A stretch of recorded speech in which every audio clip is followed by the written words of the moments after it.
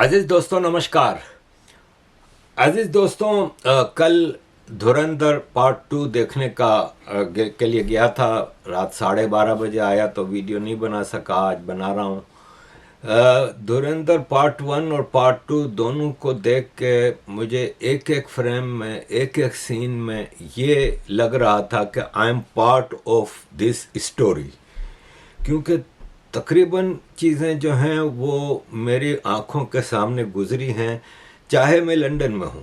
जैसे उसमें जो नामालूम अफराद जिन पाकिस्तान के टेररिस्टों को टपकाते रहे हैं ओवर द ईयर्स, वो मैं अपनी हर वीडियो में बताता रहा हूँ। और ये एक एक नाम जब सामने आता था तो मुझे अपना याद आता था कि मैंने इसके अलावा ये नकली नोट का जो है वो नोटबंदी वाला जो सिलसिला हुआ है उसके हवाले से, खानानी ब्रदर्स के हवाले से, लियारी गैंग के हवाले से एक एक चीज़ मेरे सामने आती रही। पहले तो मैं ये बता दूं कि आदित्य धर जी और उनकी पूरी टीम ज़बरदस्त, उनको अप्रिसिएशन है कि क्या ज़बरदस्त फिल्म बनाई। मैं एक्चुअली फिल्में देखना काफ़ी अरसा हुआ बंद कर दी हैं, क्योंकि इतना टाइम नहीं होता कि आप 3-4 घंटे फिल्म देखें। अगर सिनेमा में जाना है तो आपको आधे घंटे पहले घर से निकलना है, फिल्म के बाद आधे घंटे बाद आप घर पहुंचोगे, 4-4.5 घंटे तो इधर ही निकल जाए। इसके अलावा महंगा फेल है। अब जैसे ये जो धुरंधर फिल्म है, 15 पाउंड की टिकट है, 1 पाउंड बुकिंग, 16 पाउंड का मतलब है कि 5 आदमियों की हमारी फैमिली फिल्म देखने जाए तो खाली 80 पाउंड टिकट के लग जाते हैं। फिर ऑब्वियसली 4 घंटे की फिल्म है तो आप पॉपकॉर्न, चिप्स, कोई ड्रिंक, ये सब तो लेंगे, तो यानी 150 पाउंड कहीं नहीं गए। और हम जैसे लोगों के लिए 150 पाउंड का मतलब है कि यूट्यूब की 5 दिन की इनकम। तो ये है कि महंगा भी काम है और फिर लंबा काम है। लेकिन ये फिल्म मैंने जब देखने के लिए जा रहा था तो मैं सोच रहा था कि मैं 4 घंटे कैसे बैठ के फिल्म देखूंगा। अब आदत ही नहीं रही 4 घंटे तक स्टिल कोई फिल्म देखने का, पता नहीं क्या होगा क्या नहीं। लेकिन एक सेकंड के लिए इस फिल्म के स्क्रिप्ट ने हिलने नहीं दिया। टोटल ग्रिप है आदित्य धर जी की इस फिल्म पे। और अपार्ट के प्रोपेगेंडा है, नहीं है, पॉलिटिक्स है, फलान है, ढुमकान है, अपार्ट इसको साइड पे रखें, फिल्म की अपनी क्वालिटी ज़बरदस्त है। एज ए मूवी भी आप देखें ना तो इस फिल्म का स्क्रिप्ट, इस फिल्म में जो कंटिन्यूएशन ऑफ स्टोरी है वो ज़बरदस्त है। अब प्रोपेगेंडा के हवाले से जो लोग चिल्ला रहे हैं उनको मैं डिटेल से नंगा करूँगा, लेकिन मैं इतना बता दूँ कि एज ए पाकिस्तानी मैं समझता हूँ कि जितना पाकिस्तानी ये फिल्म देख रहा होगा ना, वो ये तो ज़रूर कहेगा कि ये एंटी पाकिस्तान है, पाकिस्तान के ख़िलाफ़ है, फलान है, ढुमकान है, लेकिन वो अंदर अंदर ये रियलाइज़ ज़रूर करेगा कि यार इसमें बातें सारी सच हैं, इसमें एक भी झूठ नहीं है। चाहे वो दाऊद इब्राहिम के हवाले से है, चाहे वो जरदारी शरीफ, नवाज शरीफ, लियारी गैंग वॉर के हवाले से है, चाहे वो नोट वाले हवाले से, चाहे वो टेररिस्टों के हवाले से, इसमें से किसी चीज़ को वो डिनाई नहीं कर सकते कि ये फैक्ट नहीं है। तो अगर आप फैक्चुअल प्रोपेगेंडा करते हैं तो जायज़ है ना भाई। अगर सच्चाई को कोई प्रोमोट करता है, प्रोपोगेट करता है, तो उसमें गलत क्या है। प्रोपेगेंडा गलत उस वक्त होता है जब आप एक झूठ को आगे बढ़ाएं, जैसे कि ये सारे बढ़ा रहे हैं आपके लेफ्ट के जो प्रोपेगेंडा मशीनरी है जिसमें ध्रुव राठी वगैरह। लेकिन उनके इस प्रोपेगेंडा बढ़ाने से क्या फ़र्क पड़ेगा। धुरंधर पार्ट 1 के ऊपर ध्रुव राठी ने एक ट्वीट बनाई, एक वीडियो बनाई थी और उस पर ट्वीट की थी कि कैसे एक छोटी सी मेरी वीडियो 300 करोड़ की फिल्म को डब्बा कर देगी। लेकिन दुनिया ने देखा कि उस फिल्म ने रिकॉर्ड तोड़े थे, और अब ये फिल्म उन सब, उसके भी और बाकी सब फिल्मों के भी रिकॉर्ड तोड़ने जा रही है। प्रोपेगेंडा तो ये लोग करते हैं। ये फिल्म ना तो पाकिस्तान के खिलाफ है, ना मुसलमानों के खिलाफ है, ना कांग्रेस पार्टी के खिलाफ है। अगर एज ए पार्टी कांग्रेस अच्छी भी है अगर सपोज, तो उसमें कुछ गलत लोगों की गलत कारियाँ ही दिखाई गई हैं ना। अब वो अतीक अहमद का जो रोल दिया है, तो अतीक अहमद के बैकग्राउंड से कौन वाकिफ़ नहीं है। मतलब आप ये बताएं कि अतीक अहमद की सारी पोलें खुल चुकी हैं, तो उसमें गलत प्रोपेगेंडा तो नहीं है ना? अतीक अहमद का कैरेक्टर जो दिखाया गया है वो है। देखो ऐसा है, सच्चाई जो है वो कड़वी होती है। तो जब तक दाऊद इब्राहिम के पैसे से फिल्में बन रही थी तब तक ठीक था। अब दाऊद इब्राहिम पे फिल्म बन रही है तो बहुत तकलीफ हो रही है लोगों को, क्योंकि सच हमेशा कड़वा होता है। जहाँ तक अतीक का सवाल है, वो गैंगस्टर था, आप जानते हैं। मेंबर पार्लियामेंट भी था लेकिन गैंगस्टर था, सारी दुनिया जानती है। जो उसके पास इलीगल वेपन आते थे और उसका जो पाकिस्तान से लिंक था वो सारी दुनिया के सामने है। वो सभी जो उस केस के बारे में जानते हैं उनको पता है कि किस तरह से वहाँ से इलीगल वेपन उनके पास आते थे और उसको वो किस तरह से गैंगस्टर के लिए काम के लिए इस्तेमाल करता था। जी, कई राजनीतिक दलों के नेता कह रहे हैं कि धुरंधर फिल्म में सरकारी प्रचार का इस्तेमाल किया गया है, इस पर आपकी क्या राय है? मैंने वही कहा ना, सच बड़ा कड़वा होता है। और जब तक दाऊद इब्राहिम के पैसे से फिल्में बनी तब तक तो इनको तकलीफ नहीं हो रही थी। इसमें सरकारी पैसा नहीं है, आदित्य ने बनाई है फिल्म, लेकिन जो वहाँ उसमें दिखाया है वो सच्चाई पे बेस्ड है। ये जो आपका फेक करेंसी का रैकेट है, हमारे ही यहाँ के पॉलिटिशियन उसमें इन्वॉल्व थे, जो पाकिस्तान को मशीन देने में जिनका हाथ था, तभी तो नोटबंदी की गई। दाऊद इब्राहिम के बारे में, अतीक अहमद के बारे में क्या उसमें गलत है? तो इस तरह का। अजीज दोस्तों, मैं जिनीवा जा रहा हूँ यूनाइटेड नेशंस का सेशन अटेंड करने के लिए, और काफ़ी ह्यूमन राइट्स का काम भी ज़रूरी होता है, ख़ास तौर पे इस वक्त जो रीजन के हालात हैं और जिस किस्म की सिचुएशन है, इसमें इस वक्त वहाँ पे दुनिया भर के लोग जमा होंगे, और ऐसे में पाकिस्तान के बारे में दुनिया को सच्चाई बताना बहुत ज़रूरी है। तो आप सबसे विनती है कि बढ़ चढ़ के कंट्रीब्यूट करें ताकि मैं ये महंगा काम है उसको पूरा कर सकूं। इसमें मेरा पर्सनली कोई ज़ाती फ़ायदा नहीं होता, उल्टा मेरा सिक्योरिटी रिस्क बढ़ जाता है कि जिनीवा में एक से एक मेला आईएसआई का आया हुआ होता है। तो प्लीज़ काइंडली सपोर्ट करें ताकि मैं अपने ह्यूमन राइट्स को काम को आगे जारी रख सकूं। Thank you. अब कांग्रेस पार्टी को तो चाहिए कि ऐसे लोगों को डिस्कार्ड करे, ऐसे लोगों को कंडेम करे। अगर नहीं करती तो फिर ये ऐसे पार्टी कांग्रेस पार्टी की गलती है। लेकिन आप ये देखें कि इस फिल्म में जो चीज़ें बताई गई हैं, अब मैं देखें ये एक डिटेल्ड टॉपिक है, मैंने पूरी 4 घंटे की फिल्म देखी है और सिनेमा में अंधेरे में मैं सारे पॉइंट्स नोट करता आया हूँ, सारे पॉइंट्स नोट किए हैं कि एक एक पॉइंट पे मैं आपको बताना चाह रहा हूँ कि क्यों इस फिल्म को देखना हर आदमी पे फ़र्ज़ है और क्यों इसको अप्रिशिएट करना ज़रूरी है। रणवीर सिंह की बात करें तो मैंने रणवीर सिंह की एक ही फिल्म देखी है इससे पहले, धुरंधर से पहले। वो भी इसकी फिल्म नहीं कह सकते, वो एक फिल्म थी, मुझे नाम शायद सूर्यवंशी है या क्या है, रोहित शेट्टी की फिल्म थी, जिसका हीरो शायद अक्षय कुमार था और एंड पे रणवीर सिंह और अजय देवगन की एंट्री होती है। इसके अलावा मैंने आज तक रणवीर सिंह की कोई फिल्म नहीं देखी थी। वैसे मैंने आपको कहा कि मैं फिल्में देखनी बंद कर दी हैं, लेकिन कुछ फिल्में मैं देखता था, जैसे कभी Hrithik Roshan, I like as a hero Hrithik Roshan, लेकिन मैं साउथ के हीरोज़ जो हैं ना, अल्लू अर्जुन मेरा ऑल टाइम फेवरेट हीरो है करंट जनरेशन में, और रामचरण है, महेश बाबू है, और NTR रामाराव है, ये सब अच्छे हीरो हैं, सनातनी हैं, अपनी कल्चर, अपने देश को सही पॉजिटिव प्रमोट करते हैं। इनकी फिल्में मैं टीवी पे देख लेता हूँ जब मुझे मिल जाती है, लेकिन यह है कि रणवीर सिंह की मैंने कोई फिल्म नहीं देखी थी, लेकिन आई मस्ट से कि as an actor Ranveer Singh ने इस फिल्म में जो काम किया है वो आउटस्टैंडिंग है। और राकेश बेदी साहब, मैं इनकी कई फिल्में देखी हैं, ज़ाहिर है बचपन से हम इनकी फिल्में देखते आए हैं, लेकिन इस फिल्म में इन्होंने जो एक नया रूप अपनी एक्टिंग को दिया है, अप्रिशिएबल है। He has done wonderfully. और ऑल इन ऑल इस फिल्म में सबका काम बहुत ज़बरदस्त है। अजीज़ दोस्तों, मैं यहाँ पे खानानी ब्रदर्स और नोटबंदी के हवाले से जो टॉपिक है उस पे इस वीडियो में मैं ज़्यादा जोर दूंगा। आगे दूसरे तीसरे पार्ट में मैं धुरंधर की जो वीडियोस दूंगा उसमें मैं मज़ीद चीज़ों पे डिटेल में आऊँगा। देखिए, खानानी ब्रदर्स का मैं आपको अपनी पिछली धुरंधर पार्ट 1 की वीडियो में डिटेल में बता चुका हूँ कि मेरा इनका कितना बड़ा कनेक्शन रहा है और इन चीज़ों पे।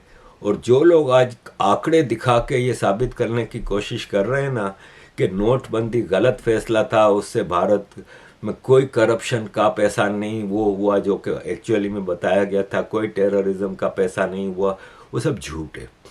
मैं पर्सनल एक्सपीरियंस बताता हूँ जो कि मैंने शायद पहले पार्ट की जो वीडियो बनाई थी उसमें डिटेल में नहीं बताया था।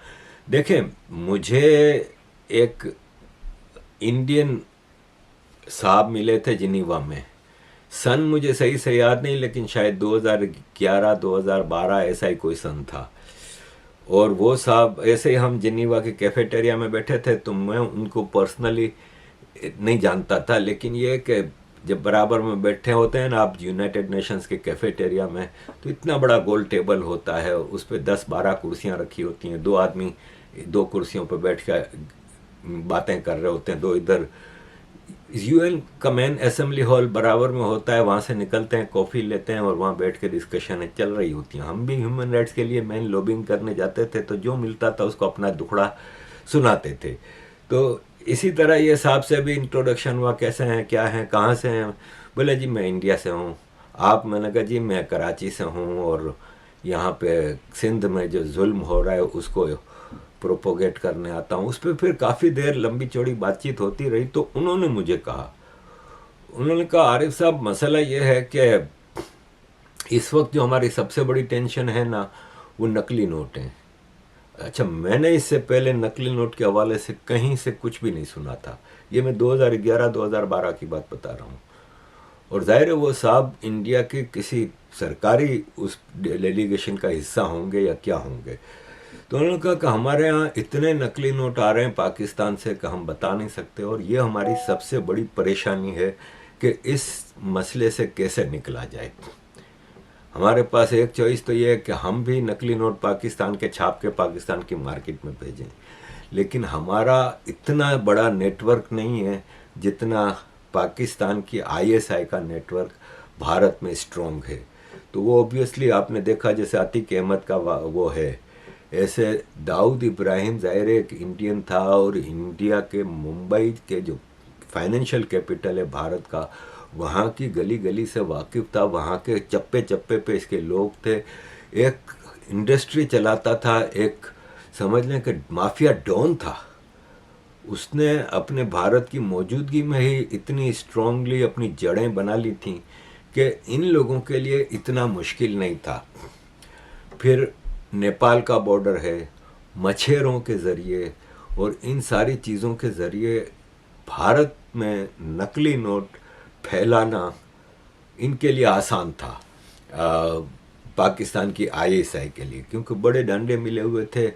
और यह है कि मैं इसमें कहीं मैं मुस्लिम नॉन मुस्लिम की बात नहीं करूंगा। मुझे याद है आज से कुछ अरसे पहले मैं अजीत डोवल साहब की एक वीडियो देख रहा था जहां वो स्पीच कर रहे थे पब्लिक में, और उसमें उन्होंने कहा था कि भारत में हम बेशुमार ऐसे लोगों को गिरफ्तार करते हैं जो आईएसआई के पैरोल पे काम करते हैं या आईएसआई की डायरेक्शंस पे काम करते हैं, और उसमें गिरफ्तार होने वाले ज़्यादातर लोग मुसलमान नहीं हैं, ये उन्होंने कहा था। तो इसमें कहीं मैं ये नहीं कहूँगा कि आईएसआई के सारे मुसलमान हैं। मैं अपनी वीडियोस में इस फिल्म को देखने वाले मेरे वो व्यूअर्स जो अरसे से मेरी वीडियोस देख रहे हैं 4-5 सालों से, वो रिलेट करेंगे कि मैं एक एक वाकया जो धुरंधर पार्ट 2 और पार्ट 1 में दिखाया गया वो अपनी किसी न किसी वीडियो में बताता आया हूँ। जैसे ड्रोन के ज़रिए ड्रग्स भेजना भारत के पंजाब में, ये इस फिल्म में दिखाया गया है। जैसे सिख यात्रियों को जो पाकिस्तान ने इमरान खान के ज़माने में करतारपुर साहब का गुरुद्वारा बना के एक कॉरिडोर खोला, उसके ज़रिए जो सिख यात्री बन के कुछ लोग आते थे, कुछ मैं कहूँगा 100 में से 2 लेके लें, क्योंकि इस फिल्म में 3 दिखाए गए हैं जो खालिस्तानी आए थे। तो 100 में से 1-2 लोग होते हैं जिनको आईएसआई पिक कर लेती है या ऑलरेडी वो कनेक्शन में होते हैं। ये सब चीज़ें हैं। तो एनीवे, अगेन कमिंग टू नोटबंदी, तो उन साहब ने मुझे कहा कि हमारे पास ये रास्ता मुमकिन नहीं है, दूसरा भारत है ना, इस वॉर ऑन टेरर जो हम लड़ रहे हैं एक तरह से पाकिस्तान के साथ, उसमें भारत फिर भी एथिक्स को नहीं छोड़ रहा। पाकिस्तान तो एथिक्स कहीं है ही नहीं ना, कि पाकिस्तान का टेररिस्ट आता है वो किसी ट्रेन स्टेशन पे धमाका करता है या किसी बाजार में धमाका करता है, तो उसमें मरने वाले सिविलियंस होते हैं, उसमें मरने वाले आम आदमी होते हैं, उसमें मुसलमान भी होते हैं, हिंदू भी होते हैं, सिख भी होते हैं, सारे होते हैं। तो उनके लिए तो कोई इखलाक, कोई एथिक्स, कोई चीज़ें मौजूद नहीं है। हमारे लिए हैं, हम ऐसा काम नहीं करते। इस फिल्म में भी आप देखें कि जो एंड पे मुरीद के में जो दिखाया है, ठीक है, वो फिक्शनलाइज ज़्यादा है कि ऐसा मुरीद के में नहीं हुआ, लेकिन ऐसा बलूचिस्तान केपी में बहुत होता है, जब बाकायदा टीटीपी और बीएलए वाले इस तरह की पिच बैटल्स करते हैं और आर्मी वालों का बाजा बजाते हैं।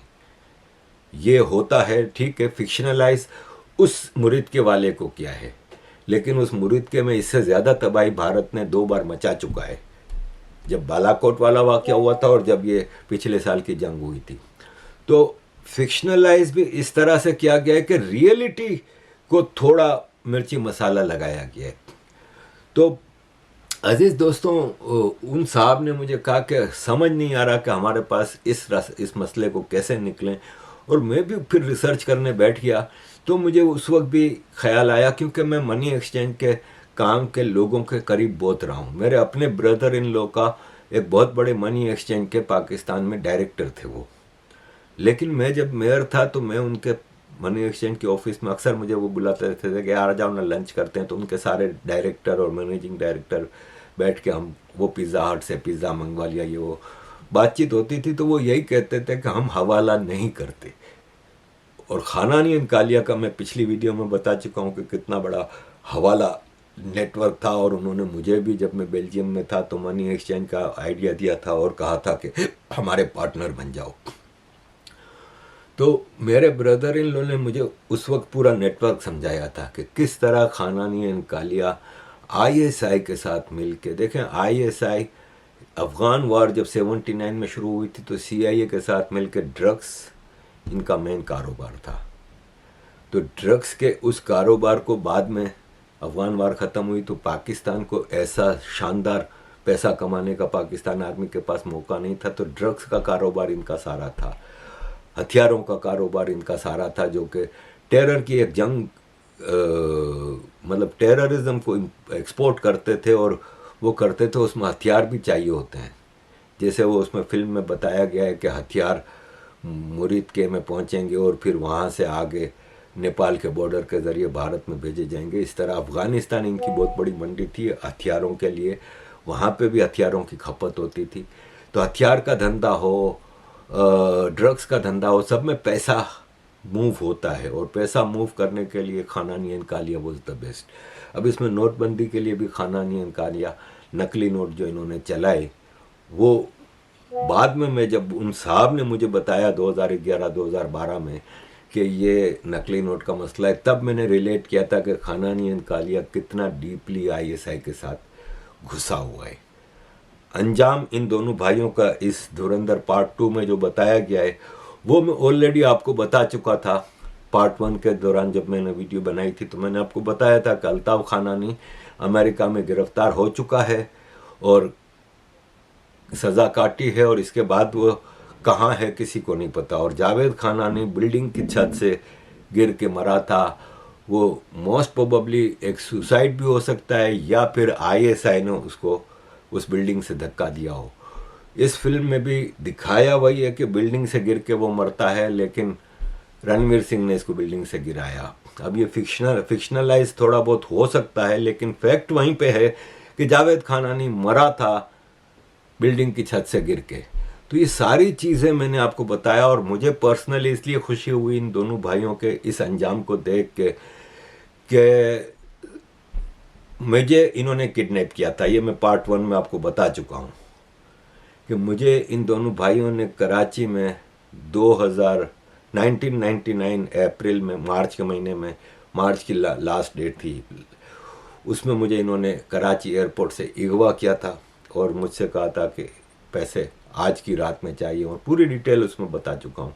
तो इनका अंजाम तो ज़ाहिर है मैं पहले से ही देख चुका था, लेकिन इस फिल्म में इनका अंजाम देख के मुझे पर्सनली भी बहुत खुशी हुई, और भारत के सबसे बड़े दुश्मनों में से ये एक दुश्मन दो भाई का अंजाम देख के मुझे बहुत खुशी हुई। और डेफिनेटली आईएसआई के लिए ये बहुत बड़ा ख़तरा थे कि अल्ताफ़ खानानी ने अमेरिका में जब उसको सज़ा हुई तो उसको एफबीआई ने जो रगड़ा दिया था, तो वो ऐसा फुस आदमी है, मैं इसको पर्सनली जानता हूँ ज़ाहिर है, तो ऐसा फुस आदमी है कि इसने आईएसआई की सारी पोल खोल दी होंगी।